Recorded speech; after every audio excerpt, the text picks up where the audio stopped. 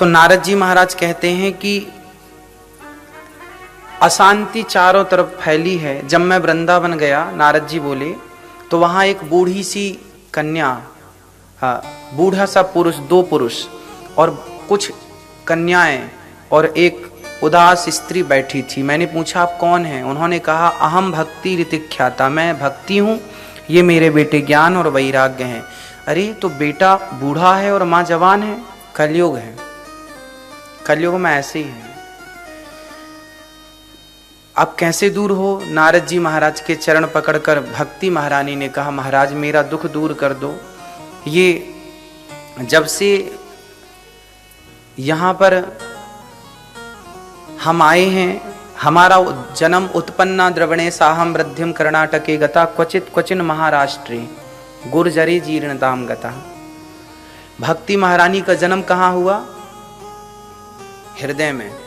भक्ति महारानी सबके हृदय में विराजती। उत्पन्ना द्रवणे साहम वृद्धिम कर्नाटके गता। कर्नाटक में भक्ति बड़ी हुई। कर्नाटक मतलब कान। जब कानों से कथा सुनेंगे तो भक्ति बड़ी होगी।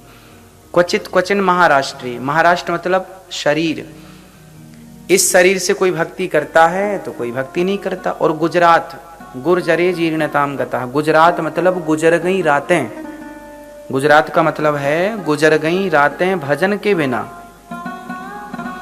जो समय भजन के बिना गुजर गया उस समय भक्ति महारानी बूढ़ी हो गई, जीर्ण शीर्ण हो गई। इसलिए भक्ति हमेशा नित्य भगवान का चिंतन करते रहना चाहिए, नित्य भगवान में मन लगाए रखना चाहिए।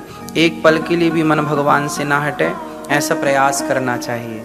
नारद जी महाराज कहते हैं देवी बताओ मैं आपकी क्या मदद करूं? भक्ति महारानी ने कहा महाराज मेरे पुत्रों का उत्थान कर दीजिए, इनका बुढ़ापा दूर कर दीजिए, इनको स्वस्थ कर दीजिए। तब नारद जी बद्रीनाथ जी गए। वहां 4 संत मिले, सनक सनंदन सनातन सनत कुमार। चारों से कहा महाराज क्या करूं मैं? कहा इन्हें भागवत सुनवाओ। सोचिए भक्ति ज्ञान वैराग्य को जब भागवत सुनवाई गई हरिद्वार की पावन धरती पर, तब जाकर के भक्ति महारानी का दुख दूर हुआ।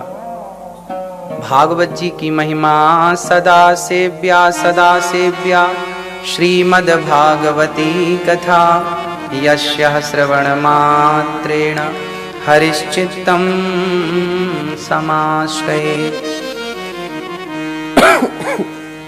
नारद जी कहते हैं कि सारे भक्ति महारानी प्रकट हो गई। महाराज भागवत जी की महिमा सुनकर भक्ति प्रकट हो गई। बोले मेरा सारा दुख दूर हो गया। भागवत जी की महिमा सुनकर भक्ति ज्ञान वैराग्य का दुख दूर हुआ। कहा मैं कहाँ बैठूं? भक्तों ने कहा, सनकादियों ने कहा ये जो भक्त बैठे हैं इनका हृदय खाली है, जाओ इनके मन मंदिर में जाकर बैठ जाओ। और भक्ति हृदय में जाकर के बैठ गई।